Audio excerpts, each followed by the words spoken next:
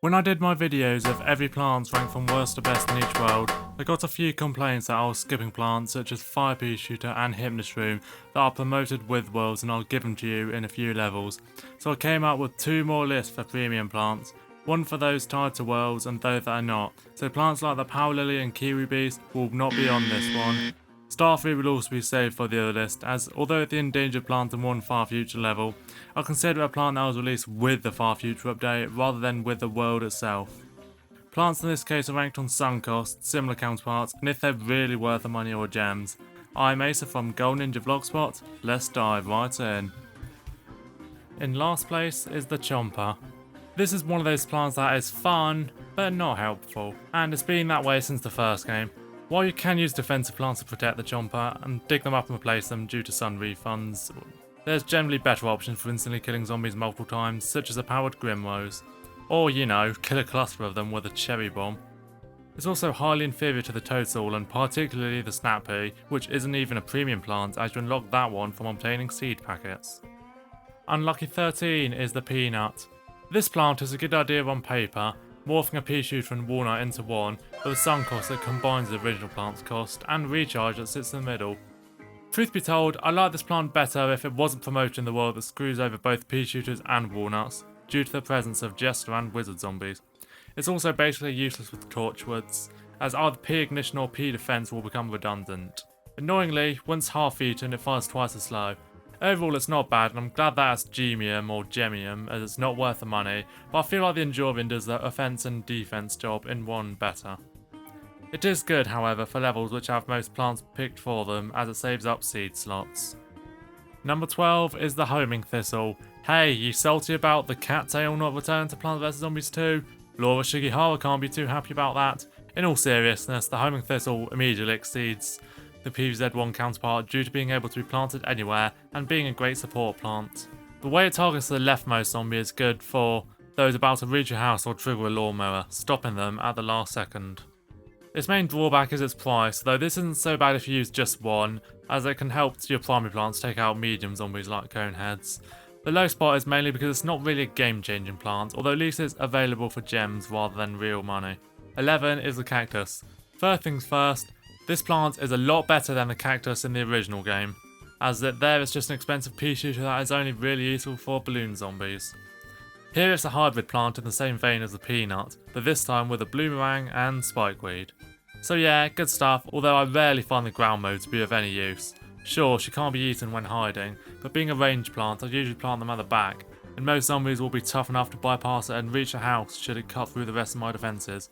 I will give props to its plant food boost though, as its boost is permanent and maybe more powerful than a standard burst of projectiles in the long run, but it can be frustrating if you can't boost them in every lane. Overall, this plant isn't terrible by any means, but there's no real reason to use this for its ground form over a basic spikeweed. Cracking the top 10 is the Hypnoshroom. First things first, this plant is underrated. It's superior to the other Dark Ages premium plant, Peanut, and can not only remove a zombie from the equation, but allow it to attack and possibly kill other zombies. However, this means the zombie has to be tough enough to be used to its full potential, and the collar power is generally better as that can affect non-eating zombies. However, the Hypnoshroom's plant food is arguably more beneficial, as it allows you to summon a Gargantua which can totally ruin one lane and throw imps to keep the assault going. It's also surprisingly good for chickens, as not only can chickens not fully consume it, they can sap the health of Gargantuas if they are distracted. 9 is the Toadstool. This plant is certainly better than the Chomper, and considering they're both premium plants for the same price, it makes Chompy Boy all the more irrelevant. Toadstool has better range, produces sun, and attacks much faster for enemies it can't kill. It does have some disadvantages, such as a long digestion time, and a waste of a plant food effect if there are few or no zombies nearby, and it lacks the Chomper's pushback ability. But all in all, the Toad is a pretty good plant.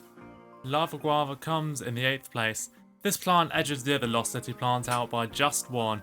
It's not a mind-blowingly good plant, although it's been a gem bought plant from the start, so it's good to get once you save up enough.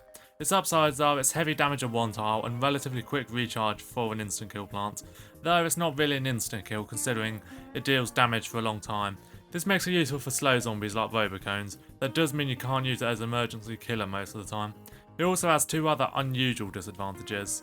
not being able to be planted on minecarts, and being bad on Big Wave Beach as it destroys lily pads and the lava tile disappears in the water quickly, making it a waste of sun. Overall, it's a good plant, but don't assume it's interchangeable with a cherry bomb as they're a fair bit different. 7th spot goes to the Shrinking Violet. This one speaks for itself really, reducing the health of zombies and their attacking damage by a half. It's also cheap and doesn't have a particularly slow recharge, so there's almost no drawback to using it. It also completely removes small zombies like imps, chickens and seagull zombies, and because it's not an instant use plant, you can boost it to shrink every zombie on the screen.